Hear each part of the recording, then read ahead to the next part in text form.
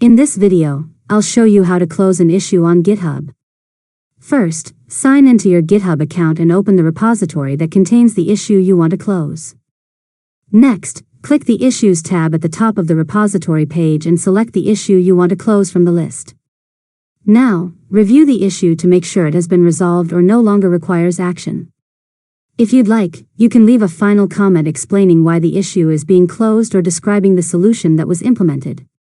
After that, scroll to the bottom of the issue page and click the Close Issue button.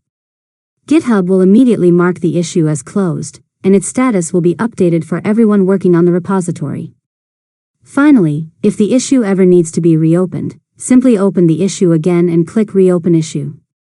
This allows you to continue the discussion or track additional work if necessary. And that's it. You've successfully learned how to close an issue on GitHub.